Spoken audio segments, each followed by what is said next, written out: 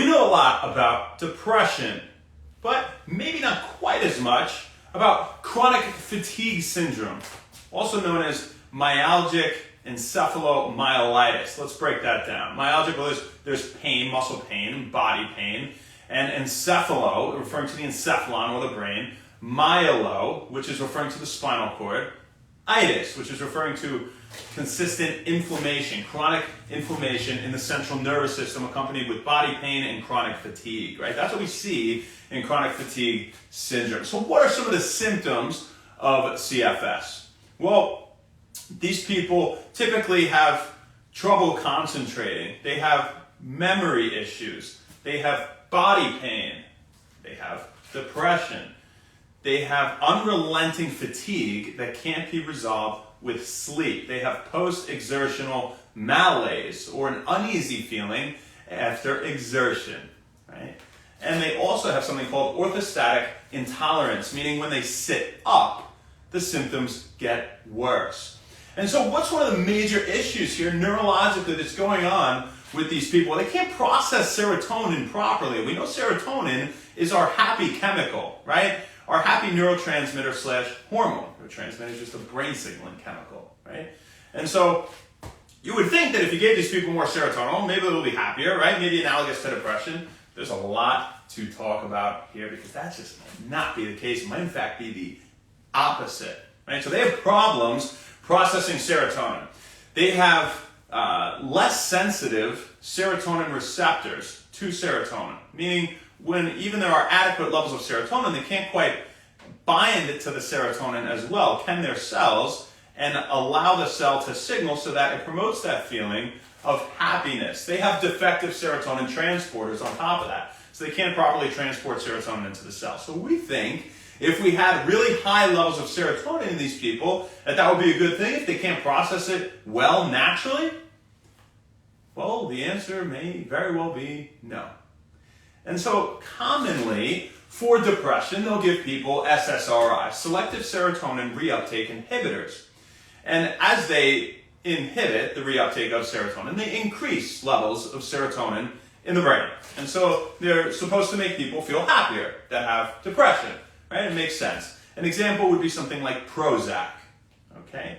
Now, this may not be the issue, though, with chronic fatigue syndrome. In fact, the issue might be that they had too high levels of serotonin to begin with, as aforementioned. And so they wanted to examine in a recent trial whether giving antidepressant medication, specifically SSRIs like Prozac, would actually worsen symptoms and foster symptoms of chronic fatigue syndrome. Because we do see symptoms of chronic fatigue syndrome in people that take SSRIs for depression later on.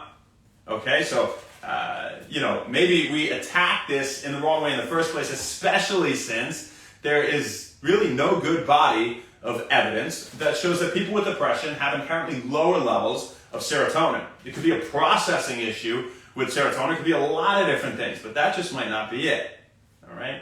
So what they did was they gave a bunch of mice Prozac, again, an SSRI, for 4 weeks, or they gave them a saline solution as a placebo, and they wanted to see the effects on symptoms of chronic fatigue syndrome. Would these symptoms come to light after taking the SSRIs, and if they weren't present beforehand, right? And in fact, they did. Over those 4 weeks, after giving the mice the SSRIs, they had increases in chronic fatigue syndrome symptoms. Namely, orthostatic intolerance, when they sat up, their symptoms got worse, and unrelenting fatigue that wasn't resolved with rest or sleep.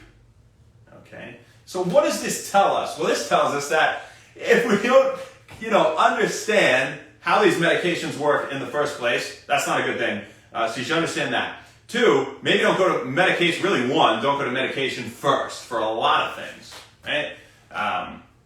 And look to natural remedies, look to lifestyle modifications, look to, trying to exercise more and get more sleep, at least do things that are reasonable. They post-exertional malaise, these people. But going for a walk could maybe be just fine. Getting more sunlight, getting more vitamin D, making sure you're not deficient in zinc and magnesium and vitamin D. These are common deficiencies you see in people with depression, right? Or people with, that are moody and, they're just not in a good mood all the time. And also look to natural supplements like saffron, lavender, things like passion flower, omega-3s especially could be useful. So that's what we got for you guys today.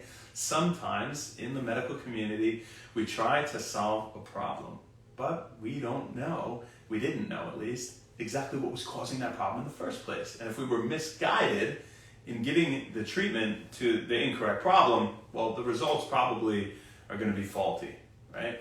And so, I hope you don't suffer from depression, but if you do, there's some food for thought. And if you know someone that does, you can maybe give them some good advice. So, before we go, it's Jazzy Fizzle's birthday, baby. Happy birthday, Jazz. This one is absolutely 100% for you, girl. Get ready for this. Nobody sang to you today except for me. Happy birthday to you. Happy birthday to you.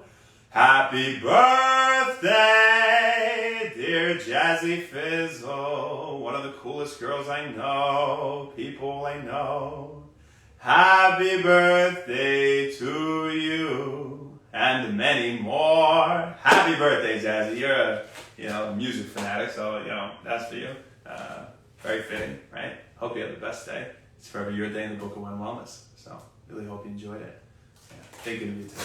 Let's see what we got on here. Say what's up to the peeps. Then we're gonna go do stuff. A lot of stuff. A lot of work, but it's fun. What up, Katra Karias? How are you, my friend?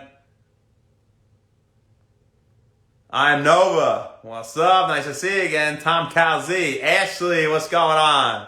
Thanks for coming on. How you doing, girl? What's up? Ma, love you. What's up? Yes. Skills artist, Alexis, Benade, and you look to obviously diet. Look at things like the Mediterranean diet. Implications of that for helping to reduce symptoms of depression. People with major depressive disorder, right? Things like that. So, we didn't mention that. We should, diet before supplements.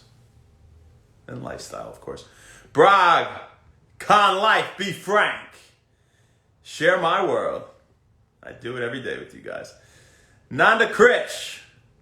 Alejandro Francis. Master Dave. There he is. What's up, Be Some Knees? How you doing, killer? Yeah. Radman Barry. And Miguelito. What's up? First one. Appreciate you. What up, NY Roy Dixon? How you doing?